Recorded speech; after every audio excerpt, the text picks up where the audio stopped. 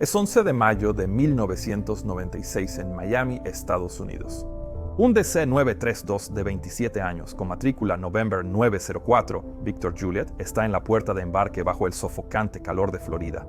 En la cabina se encuentran dos profesionales que han hecho esta ruta incontables veces. Una capitana que acaba de cumplir 35 años, con una carrera ya larga y exitosa detrás de ella, incluyendo cerca de 9,000 horas de tiempo total y 2,116 en el DC-9, y un primer oficial de 52 años con 6,448 horas en total y 2,184 en este mismo avión. Detrás de ellos, 3 jóvenes auxiliares de vuelo se mueven por una cabina casi llena, donde los 105 pasajeros se están acomodando para un corto vuelo de 1 hora y media hacia Atlanta. Es un día perfectamente normal, una ruta ordinaria en un avión que ha hecho este trayecto más veces de las que cualquiera puede recordar. En el costado del avión se lee ValueJet, una aerolínea emergente que exhibe caricaturas en el morro y que ofrece tarifas que dejan atrás a las grandes compañías de la industria. Esto convierte a ValueJet en uno de los productos de la nueva era de la aviación estadounidense de aerolíneas de bajo costo y sin lujos. Pero a la mayoría de los pasajeros a bordo no les importa la estrategia de negocios de esta aerolínea. Para ellos, lo importante es llegar a Atlanta sanos y salvos a la hora de la cena, por el mismo precio o incluso menos de lo que les costaría manejar la misma distancia. En este punto ya han tenido un pequeño retraso. El avión y su tripulación llegaron tarde de Atlanta a las 13:10. Así que la salida planeada a la 1 ya se había aplazado un poco, pero no lo suficiente como para que alguien se quejara.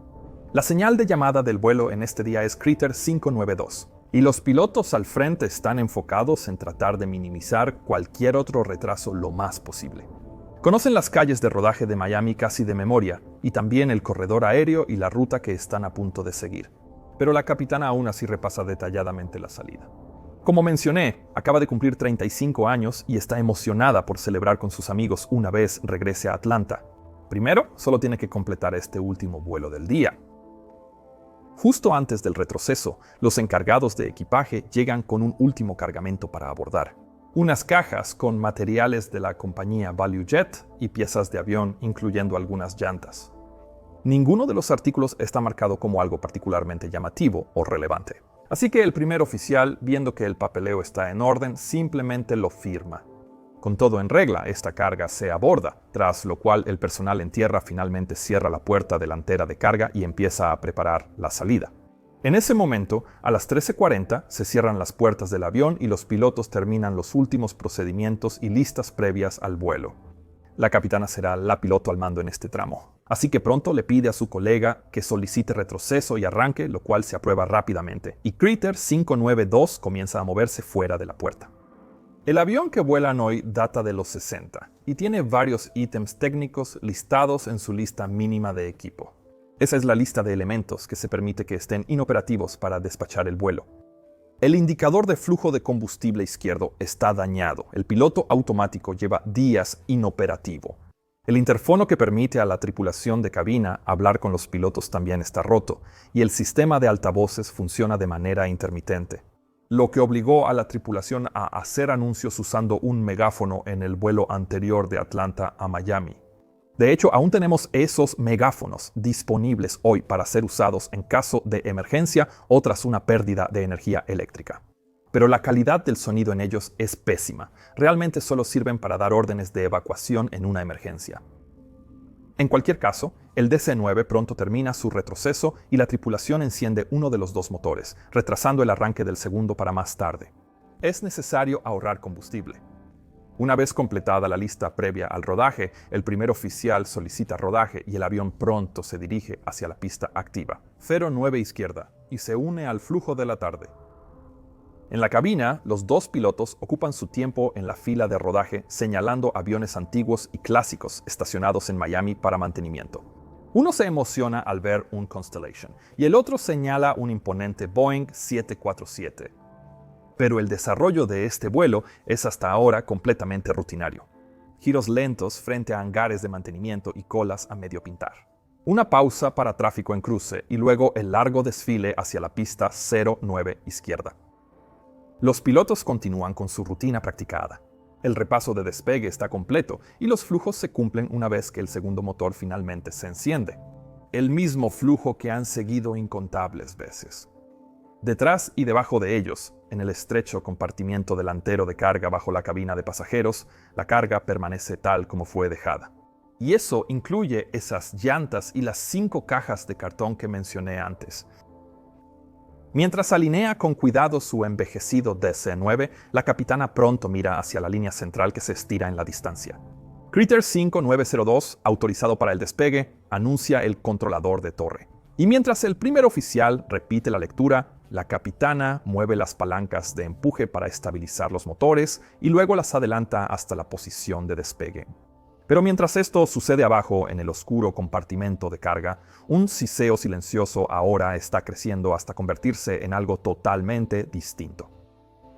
Los dos pilotos no tienen ni idea, pero este podría ser el último momento en que puedan salvarse a sí mismos y a sus pasajeros. Porque ahora algo parecido a una bomba está sentado dentro de esas cajas de cartón y una mecha acaba de ser encendida. Varios meses antes de que el vuelo 592 siquiera hiciera el retroceso, la historia de lo que estaba a punto de ocurrir ya se había puesto en marcha dentro de un hangar de mantenimiento a unas millas de distancia. Y para entender por qué había cajas en ese compartimiento delantero, en primer lugar, tenemos que empezar hablando de la aerolínea implicada. ValueJet había irrumpido en la escena como una de las primeras verdaderas aerolíneas ultra de bajo costo en los Estados Unidos tras la desregulación de la industria aérea en 1978. El argumento de la compañía era simple e irresistible. Sin lujos, tarifas de ganga, aviones volando duro y con los gastos generales reducidos, mantenida al mínimo mediante la subcontratación de casi todo lo que se pudiera subcontratar. La compañía poseía el horario, la marca y los billetes, pero los contratistas externos hacían casi todo el trabajo pesado. Al principio esto fue enormemente exitoso, y el fundador de la aerolínea solía presumir de su cotización en bolsa y de lo rápido que la aerolínea había llegado a la rentabilidad. Pero la presión por reducir costes necesaria para obtener esos números fue implacable. Las revisiones de mantenimiento importantes se habían subcontratado a talleres terceros. Tareas especializadas como aviónica, interior y trabajos estructurales se fueron a otros contratistas, a menudo con aún más subcontratistas por debajo. Y aunque esto era eficiente en el papel y brutalmente rentable en la práctica, también colocó a la seguridad en una correa apretada hecha de papeleo y confianza. Si un contratista se saltaba un paso, bueno, entonces la aerolínea tenía que estarlo bastante presente para detectarlo. Y ese fue el meollo del asunto, porque ValueJet manejaba una plantilla muy reducida. Las tripulaciones cobraban menos que en las aerolíneas tradicionales, donde los nuevos empleados a menudo asumían el coste de su propia formación y mantenimiento. Inspectores o representantes técnicos no podían estar en todas partes al mismo tiempo. Así que este modelo realmente solo funcionaba si todo el mundo hacía exactamente lo correcto siempre. Quizá ya te imaginas hacia dónde va esto. En enero de 1996, ValueJet adquirió entonces 3 MD-80s y los envió a una empresa llamada Sabretech en Miami para trabajos de mantenimiento pesado. Básicamente, trabajos equivalentes a algo entre una revisión C y una D, lo que significa que grandes partes de la aeronave tendrían que ser inspeccionadas a fondo. Sabretech era un operador certificado de mantenimiento y reparaciones con una carga de trabajo bastante alta. Así que estaban acostumbrados a aumentar la plantilla rápido, traer manos temporales y subcontratar tareas especializadas cuando era necesario. Solo en el programa MD-80, cientos de personas pasaron por la organización y una gran parte de ellas hablaba inglés como segunda lengua. Eso no era un problema en sí mismo, pero hacía que las instrucciones precisas y sin ambigüedades fueran muy importantes. Las instrucciones sobre cómo realizar cada tarea mecánica se imprimían en lo que se llamaba una tarjeta de trabajo, diseñadas para ser claras y sin ambigüedades.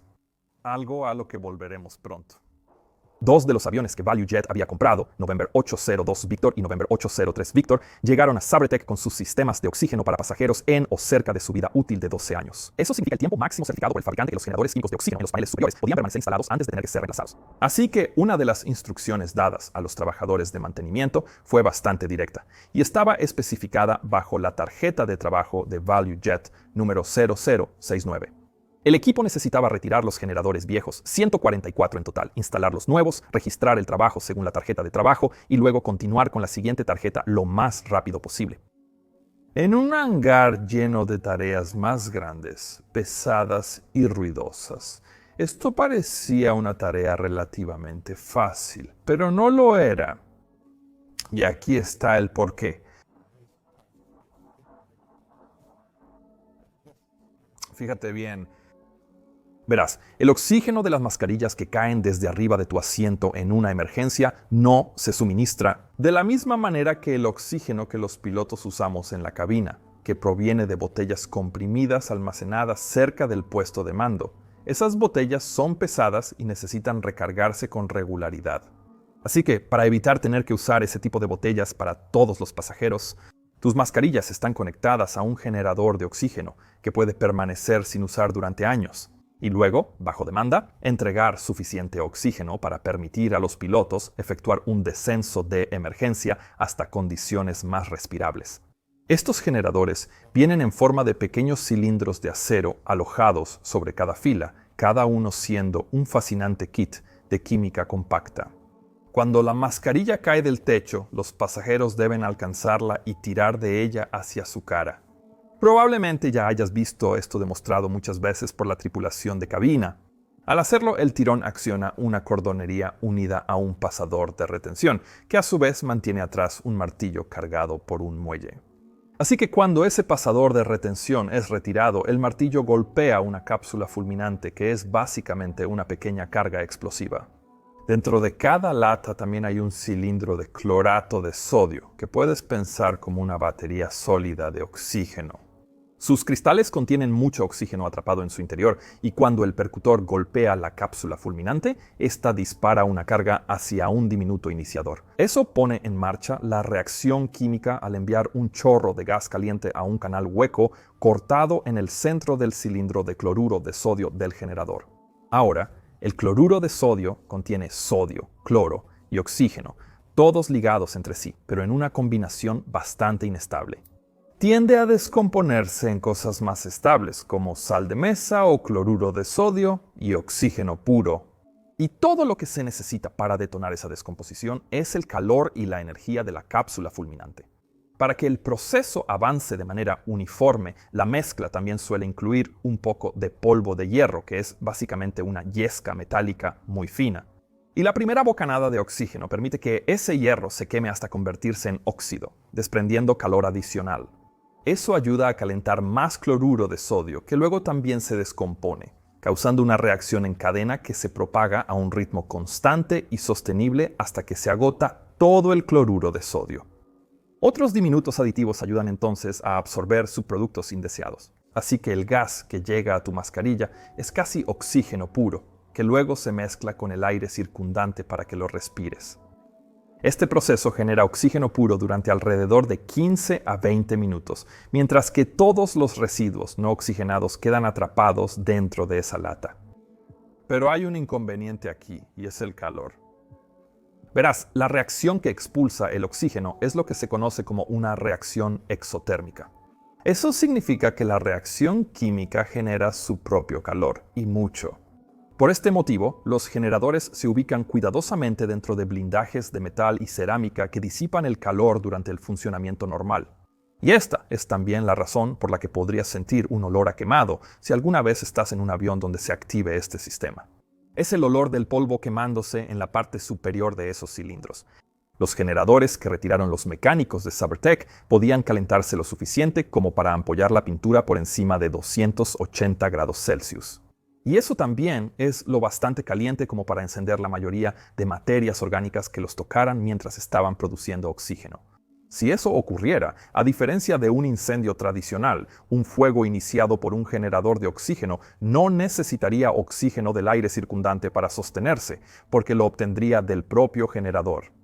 Así que, si recuerdas el triángulo del fuego que he mencionado en algunos de mis videos anteriores, estas unidades básicamente aportan 2 de sus 3 lados.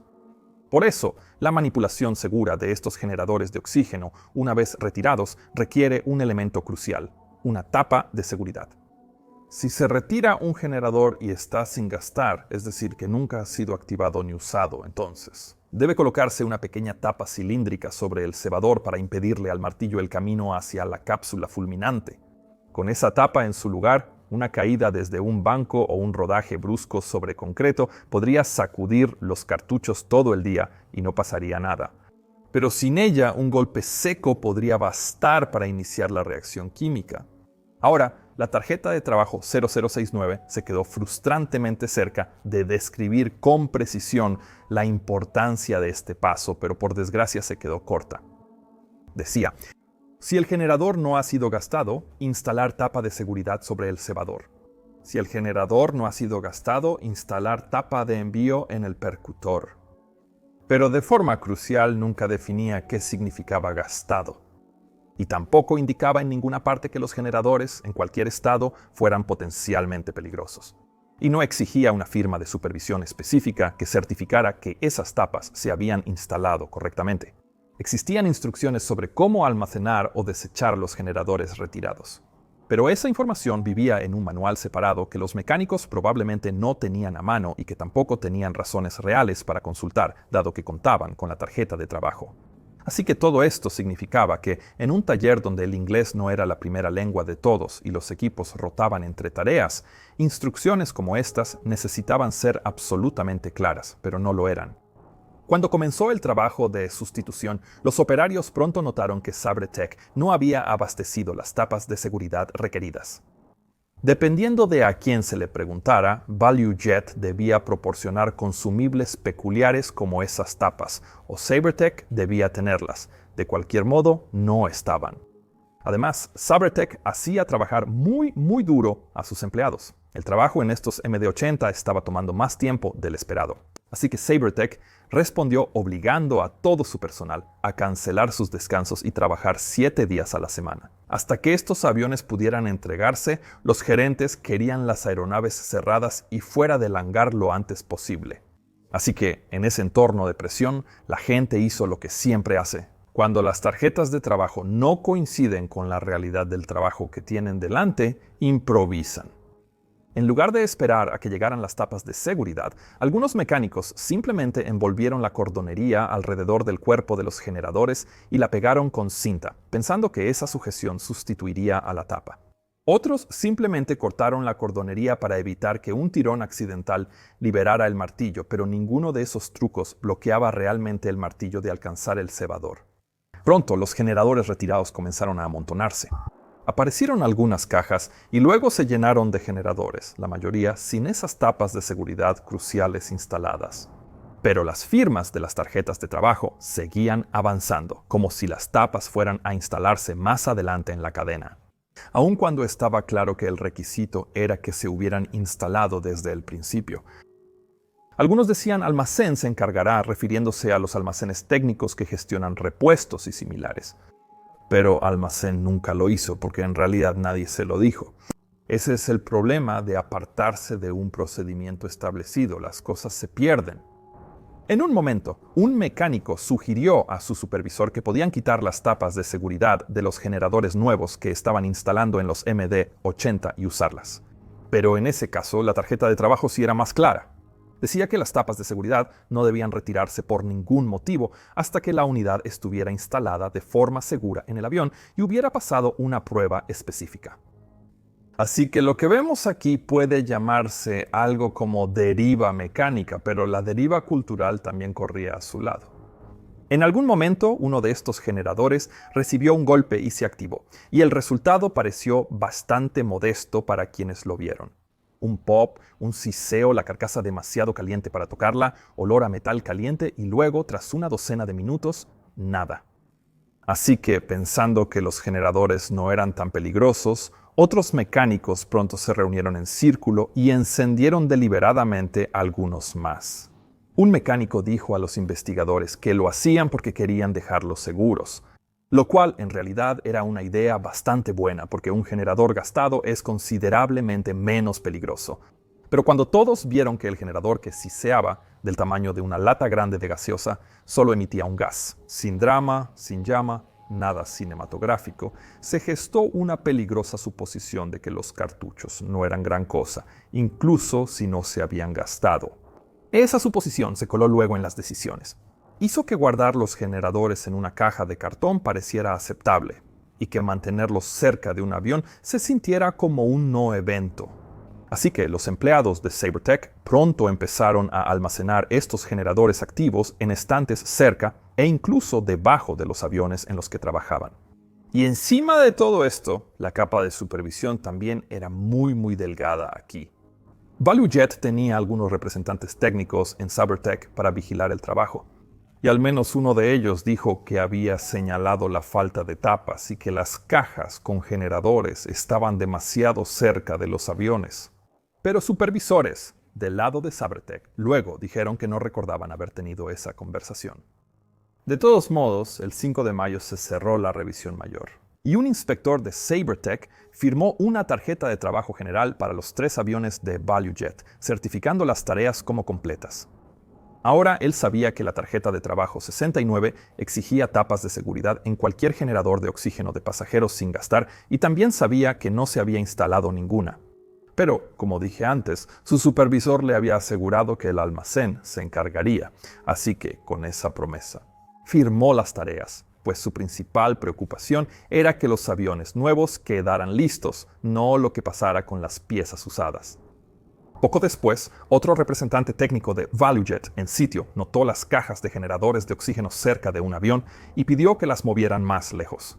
2 mecánicos de Sabertech cargaron las cajas hacia la sección de envíos y recibos de ValueJet, que era el lugar usual donde se estacionaban piezas propiedad de la empresa. La propiedad de las piezas estaba clarísima, pertenecían a ValueJet, pero la cadena de instrucciones sobre qué hacer con ellas no.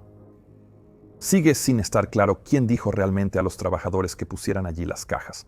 No había nadie atendiendo el mostrador, así que simplemente dejaron las cajas y se fueron. Y no existía el requisito de registrar el contenido, ni de informar a alguien sobre lo que había adentro. El 7 de mayo, el director de logística de Sabertech habló con un representante técnico de ValueJet sobre piezas que estaban en el área de ValueJet. El representante explicó que esperaba la visita del personal de almacenes de ValueJet desde Atlanta, el 9 de mayo, 2 días después, para decidir qué hacer con todos los generadores almacenados. Pero luego, el 8 de mayo, anticipando un recorrido de un posible cliente el 12 de mayo, el director de logística de Sabertech pidió al empleado de envíos que limpiara el área. Un cliente anterior ya había calificado el aseo como inaceptable y la gerencia estaba decidida a no volver a pasar vergüenzas. Luego, el 9 de mayo, el representante de ValueJet llamó de nuevo. Resultó que el equipo de almacenes de Atlanta no llegaría hasta el 13. Después de la visita del cliente VIP que Sabertech esperaba ese fin de semana. Así que, sin nadie de ValueJet para encargarse de las cajas antes de la visita VIP. Y con la gerencia presionando para limpiarlo ya, el personal de logística de Sabertech decidió simplemente devolver el material a ValueJet ellos mismos. Y la manera más fácil de hacerlo era enviarlo de vuelta a Atlanta para que ellos se encargaran. Dicho y hecho, el 9 de mayo, estas cajas se trasladaron al área de envíos y recibos de ValueJet para prepararlas para su envío en 5 cajas grandes. El encargado de envíos acomodó bien las unidades para que quedaran lado a lado y extremo con extremo. Y luego añadió 2 o 3 pulgadas de burbujas protectoras encima para que nada sonara suelto. La burbuja protectora podía parecer la elección obvia aquí. Si te mudas de punta a punta y no quieres que se dañen tus álbumes conmemorativos de Taylor Swift, pero alrededor de una fuente de oxígeno autocalentable es básicamente el aperitivo favorito de un incendio. Y eso me lleva a lo que quizás sea el momento más importante de toda esta cadena de fallas. 3 palabras escritas con bolígrafo en una boleta de despacho. Verás, el encargado de recepción en la oficina de envíos no tenía idea de lo que estaba viendo dentro de las cajas. Describió lo que vio como botellas de oxígeno y esa palabra botellas fue suficiente para invocar la imagen equivocada. Botellas verdes con válvulas del tipo que están o llenas o vacías. El encargado de recepción simplemente escribió lo que creyó oír y lo que vio. Botellas de oxígeno vacías. Añadió la palabra vacío señalando que estaba entre comillas. y solo echó un vistazo a las tarjetas verdes y supuso, como haría mucha gente no mecánica, que verde significaba sin problema. Luego leyó vencido y lo interpretó como vacío. Y evidentemente no le habían explicado la diferencia entre un generador y una botella. Ahora, la mayoría de botellas de oxígeno son bastante grandes, así que 144 de ellas ocuparían el tamaño de una camioneta grande. Pero el empleado no pensó en eso, ni tampoco nadie más a partir de ese punto. Así que, en ese momento, generadores químicos activos se transformaron en piezas aburridas de la empresa, botellas vacías que deberían ser totalmente inofensivas. Eso es muy importante de entender aquí, porque ValueJet no tenía autorización para transportar mercancías peligrosas como carga en sus vuelos de pasajeros. Y los generadores de oxígeno definitivamente lo eran. Así que si la carga se hubiera etiquetado correctamente, nunca habría sido aprobada a bordo. De todos modos, cuando las 5 cajas selladas por fin quedaron sobre la mesa de envíos, lucían exactamente como decía el papeleo. Las etiquetas llevaban la marca COMAT de ValueJet, un designador que significaba material de la compañía, y las etiquetas de dirección apuntaban a Atlanta. No había diamantes de mercancías peligrosas ni menciones a generadores de oxígeno, así que para cualquiera río abajo, esto era simple material de avión moviéndose de una base a otra.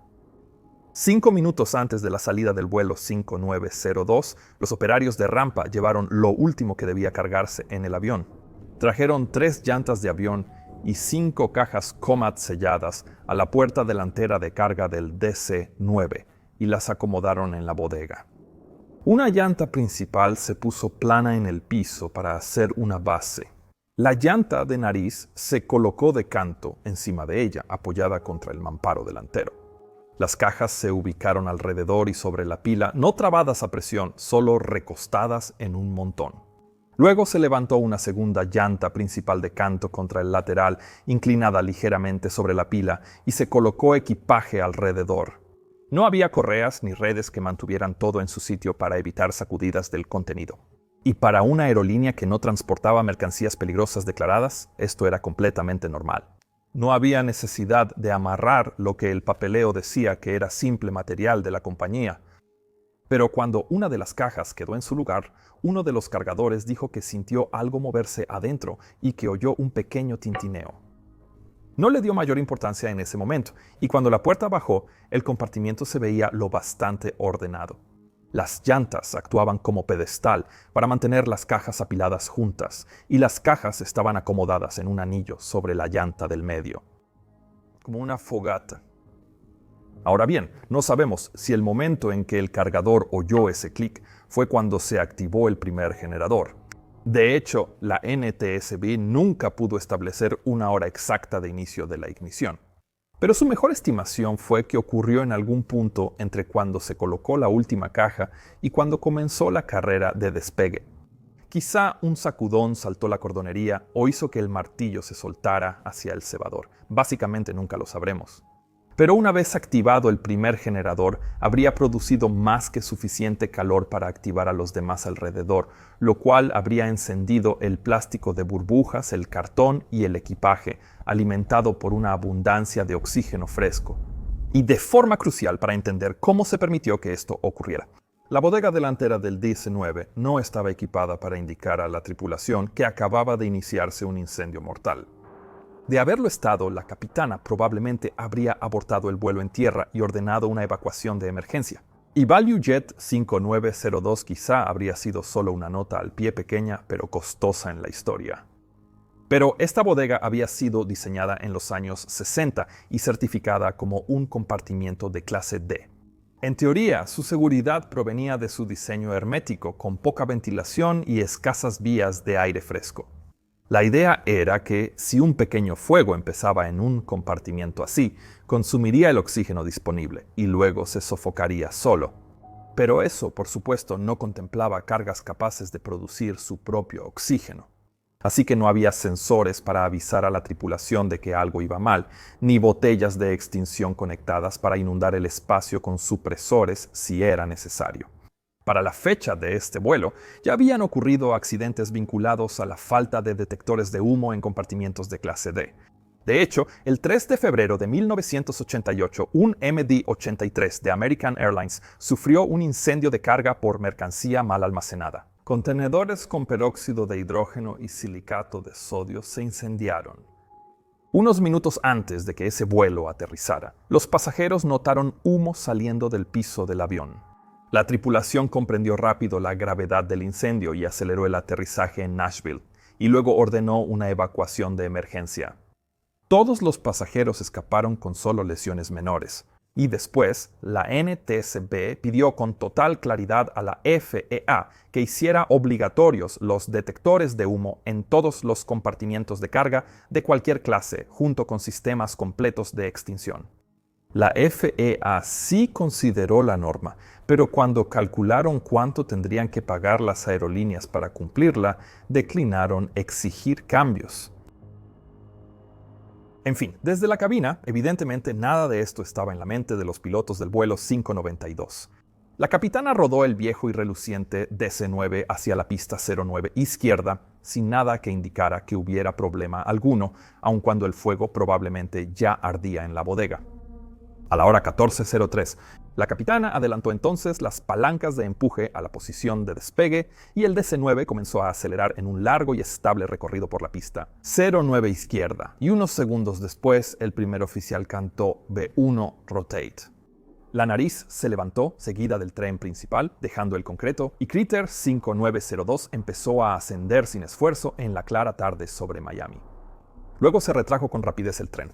Los flaps se seleccionaron arriba unos 20 segundos después, y el DC-9 adoptó ese aullido familiar de ascenso. Otro despegue rutinario más en un día hermoso. Control de salidas pronto les indicó subir más alto y virar a la izquierda rumbo 300 grados. Los altímetros seguían subiendo de forma constante, la velocidad donde debía, y el avión se comportaba exactamente como se suponía, lo cual era grato. Dado que el piloto automático no estaba disponible, este era precisamente el tipo de día que los pilotos amamos. Clima excelente, con solo algunas tormentas ocasionales en el horizonte. Nada más que cielo, línea de costa y la silenciosa coreografía de los procedimientos estándar cumpliéndose. El flujo posterior al despegue se completó en poco tiempo, los instrumentos de motor mostraban lecturas normales estables y la presurización incrementaba de forma sostenida su diferencial. Las voces de cabina al inicio sonaban sin prisa y espaciadas, como siempre en este tramo corto saliendo de Miami. Así que los dos pilotos probablemente estaban muy relajados aquí, y pensando quizá en una taza de café antes de empezar a preparar su llegada a Atlanta más tarde. En la cabina de pasajeros reinaban la misma calma y normalidad. La sobrecargo hizo un anuncio por altavoces avisando del servicio de bebidas que estaba por comenzar. Y los pasajeros probablemente miraban por las ventanas viendo la ciudad abrirse bajo la punta del ala y deslizarse más allá.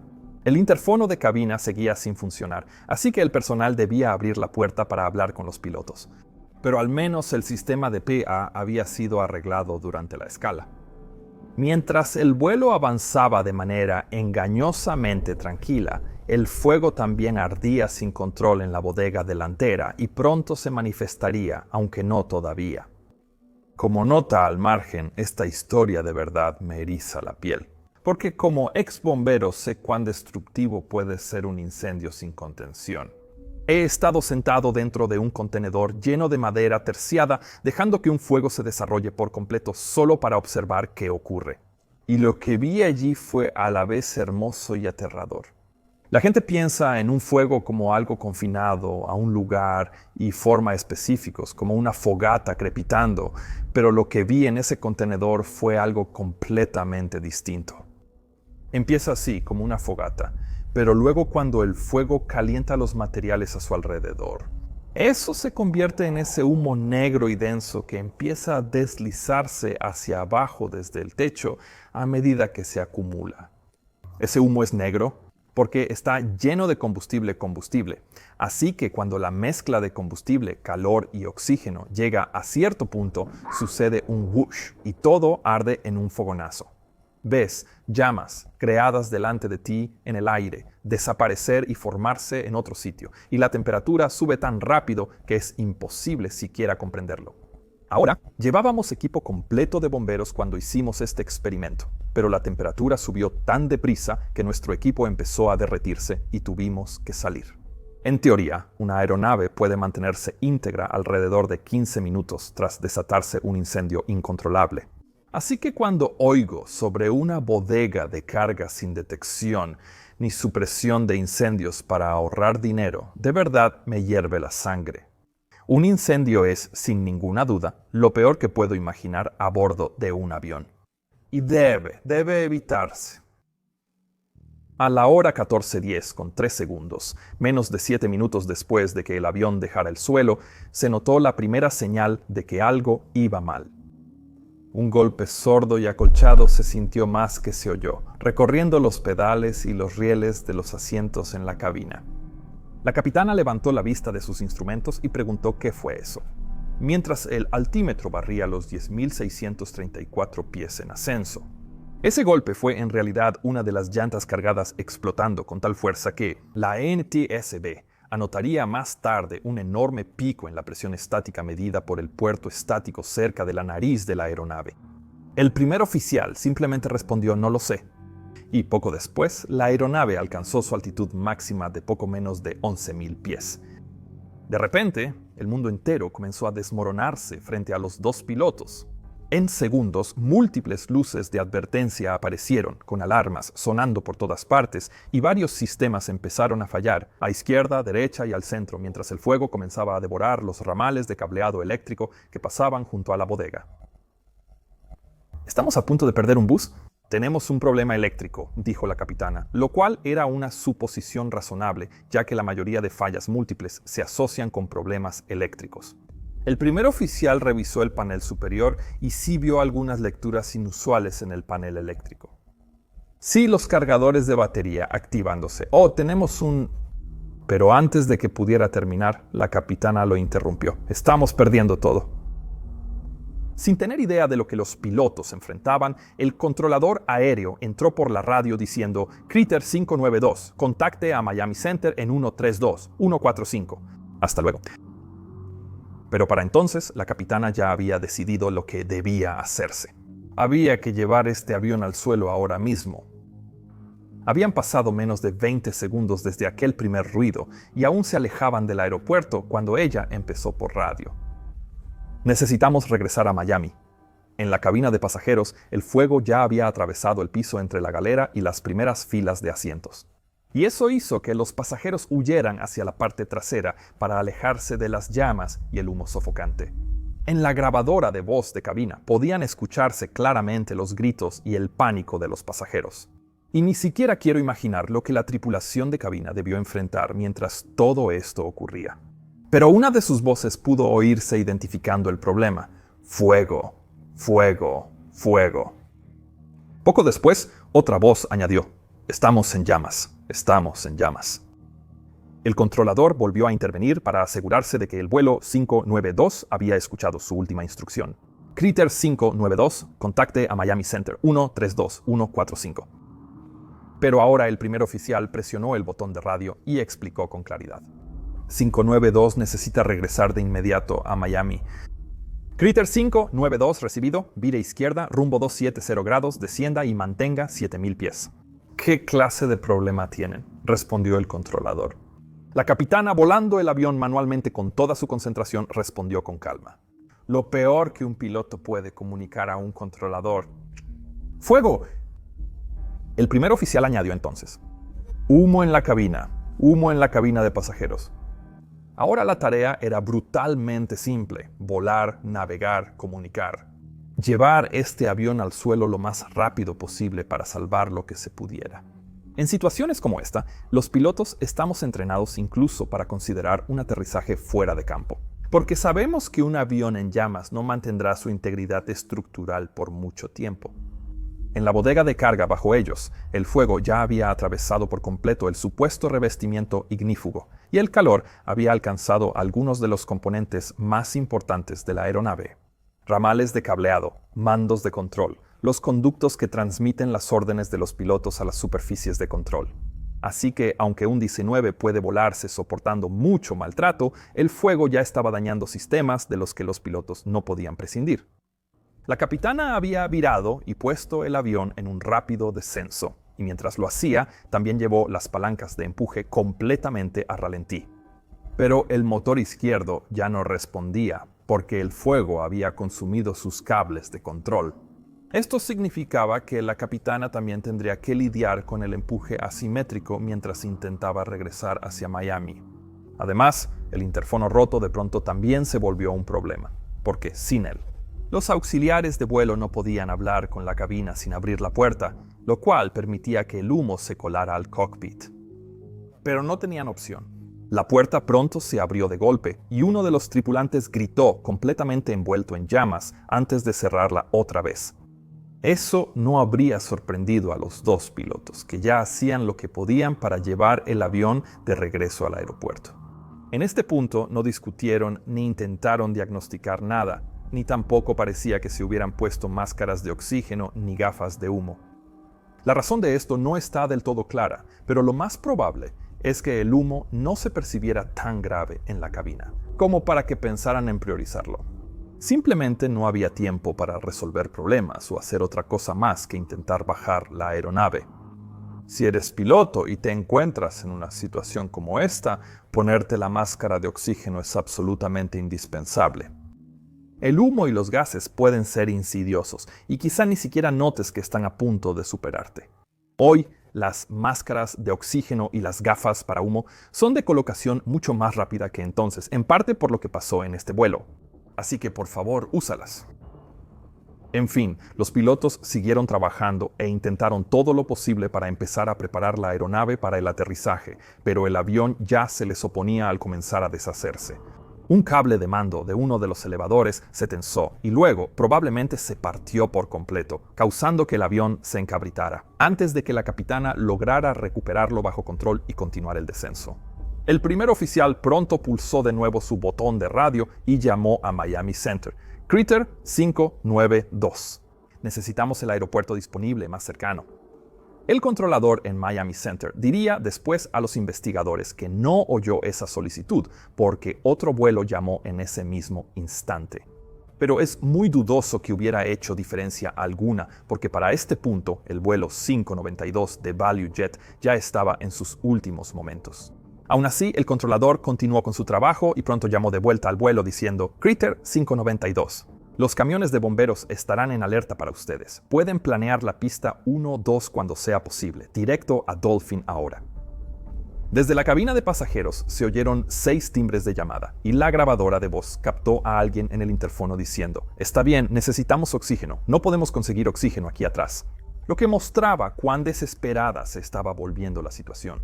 Obviamente los pilotos no podían oír esto, ya que el interfono no funcionaba y estaban completamente centrados en una sola misión, volver al aeropuerto. Y no apuntaban a ninguna pista en particular a estas alturas, solo apuntaban al aeropuerto de Miami, con la esperanza contra toda esperanza de poder posar esta pesadilla en tierra. Ahora, su DC-9 aún respondía a las órdenes de control. Al principio, los movimientos de volante y columna producían el alabeo y cabeceo esperados, pero las fuerzas crecieron rápidamente a medida que el fuselaje delantero se calentaba. Los tendidos de cables y poleas de los mandos primarios pasaban por debajo del cockpit y del piso de la cabina delantera, justo donde el fuego ahora arrasaba.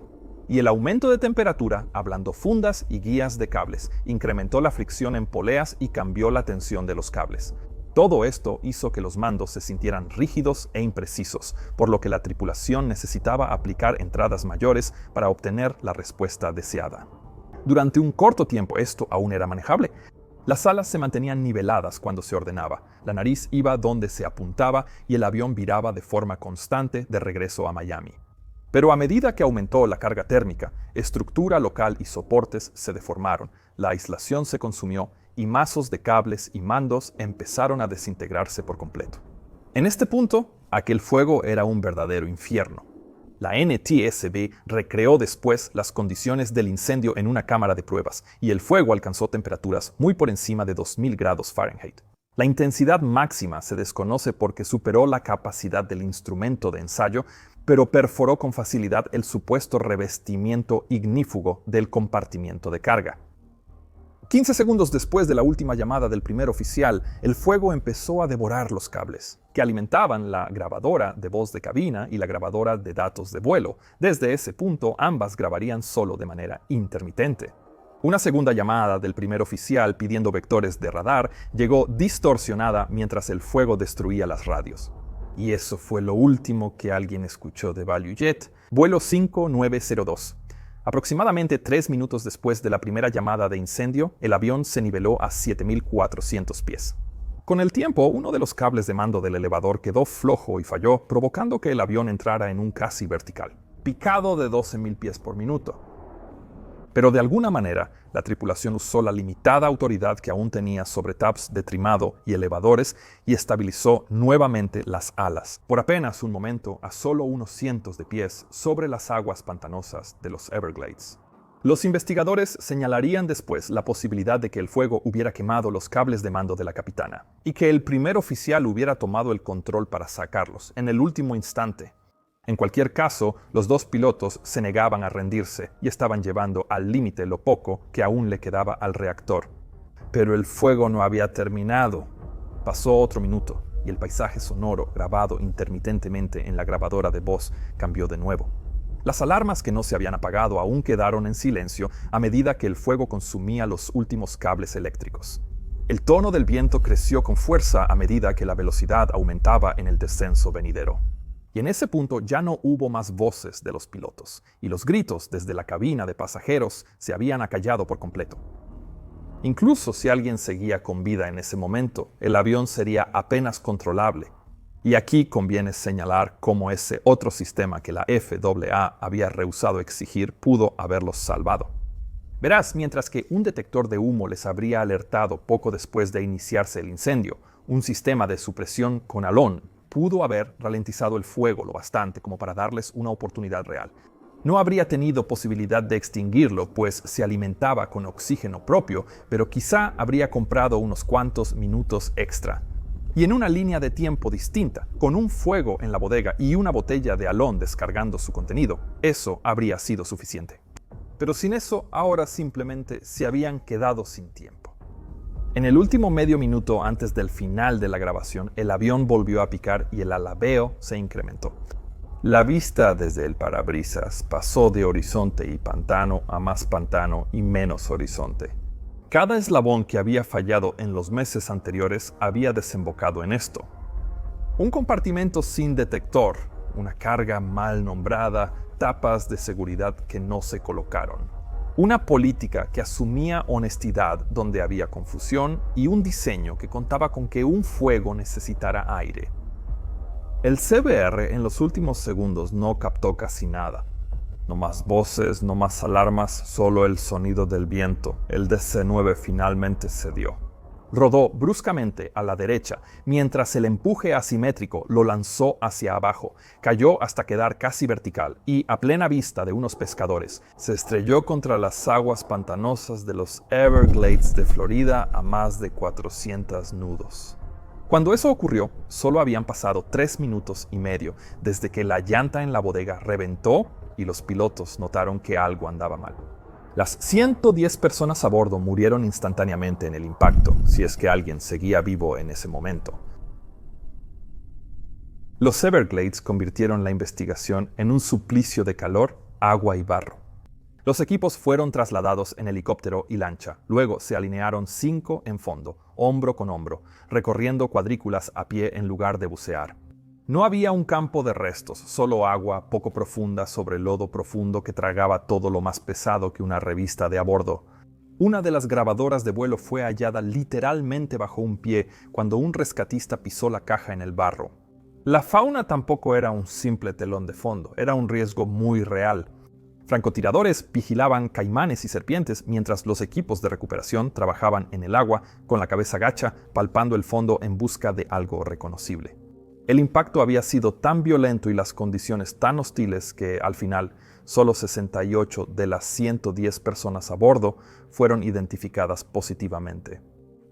En los meses posteriores al accidente, las correcciones llegaron rápido y finalmente abordaron los puntos ciegos que había expuesto el vuelo 592. La gran medida llegó primero. Los compartimentos de carga clase D fueron abolidos de facto. Los reguladores elevaron el estándar, de modo que la vieja filosofía de caja hermética ya no era aceptable. Los compartimentos necesitaron detección de humo y supresión de incendios incorporada. Se fijaron fechas de cumplimiento y las flotas fueron adaptadas. El segundo gran cambio fue en torno a materiales peligrosos. Las reglas se endurecieron para que dispositivos diseñados como generadores químicos de oxígeno no pudieran transportarse como carga en vuelos de pasajeros. Punto final. La FAA recibió la orden de aumentar su supervisión tanto en aerolíneas como en talleres de mantenimiento y en toda la industria. La combinación de detectores, supresión y controles estrictos de mercancías peligrosas cerró las brechas que condenaron al vuelo 592. Pero hoy surge otra amenaza, y son los incendios por baterías de litio. Mi equipo y yo hemos hecho varios videos sobre esto en nuestro canal Hermano Mentor Now, y seguiremos informando a la gente para que comprendan la importancia de cumplir con las normas de embalaje y equipaje en lo referente a este tipo de baterías. Ahora, si quieres ayudarnos en nuestra misión de hacer que la aviación sea más segura, considera unirte a nuestra tripulación en Patreon escaneando este código QR o entrando a patreon.com. Join Diagonal Mentor Pilot. Eso te permitirá unirte a mis hangouts y ver mis videos antes que los demás. Pero sobre todo, estarás ayudando a que podamos seguir produciendo este tipo de contenidos. Mi nombre es Peter Hornfeld y estás viendo Mentor Pilot. Ten un día absolutamente fantástico y nos vemos la próxima vez. Adiós.